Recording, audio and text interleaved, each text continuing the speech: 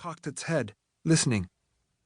Its inhuman gaze, carrying the wisdom of eternity, met his own, and he suddenly felt as if he were falling into a bottomless pit. The warrior placed his hands on the ground before him and bowed, touching his forehead to the rough stone, feeling the gaze of the dragon on his back. "Great Kami," he whispered, "by my right as scroll-bearer, on this night, the 1000th year after Kage Hanako made her wish upon the scroll, I humbly ask that you grant my heart's desire." "Once more a Kage calls upon me." The deep, thunderous voice sounded neither amused nor surprised.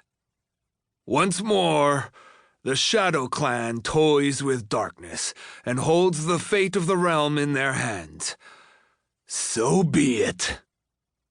Lightning flashed and peals of thunder shook the clouds, but the great dragon's voice rose above it all. "Kage Hirotaka, son of Kage Shigetomo, bearer of the dragon scroll, what is your heart's desire? What wish would you see come to pass?" "Vengeance!" The word was barely audible, but the air seemed to still as he spoke it. "My family was killed by a demon," the warrior went on, slowly sitting up. "It slaughtered everyone. My men and servants were strewn from one end of the house to the other. My wife. My children.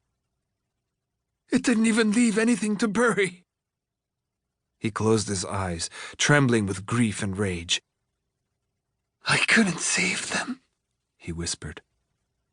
"I came home to a massacre." The cold, indifferent observer waiting in the clouds said nothing. The warrior's hand strayed to the sword at his belt, and his fingers curled around the sheath. "I don't want it dead," he rasped, his voice choked with hate. "Not by a simple wish.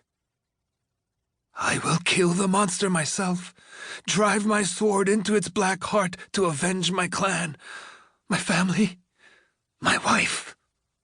His voice quavered, and the knuckles wrapped around his sword turned white. "But when it dies, I don't want its spirit to return to Jigoku.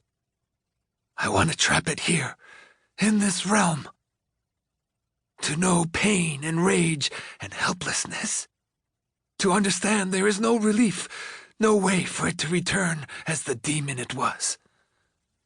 The warrior bared his teeth. "I want it to suffer. For eternity. That is my wish." Overhead, the great Kami peered down through the storm, lightning flashing off its blue-black scales. "Once spoken," it rumbled, its voice as impassive as ever, "there is no going back." It tilted its head, those endlessly long whiskers fluttering in the wind. "Are you certain this is your heart's desire, mortal?" "Yes." Thunder growled, and the wind intensified, shrieking as it beat against the warrior and the rock. The dragon seemed to fade into the storm until only its eyes and a glimmering gem shone through the darkness. Then they too disappeared into the black as the clouds swirled faster, faster, until they resembled a great whirlpool in the sky. A blinding streak of white descended from above, striking the center of the rock, mere feet from where the warrior knelt.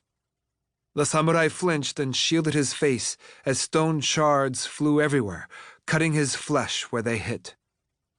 When the brightness faded, he peered up and squinted painfully as blood and water ran into his eyes.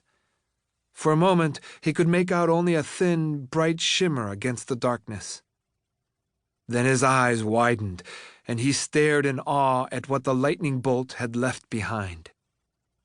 A sword stood upright in a smoking crater, the point jammed into the stone, its blade gleaming against the darkness. An almost hungry power pulsed from the sword, as if it were alive. His wounds forgotten, the Kage samurai rose and walked on shaky...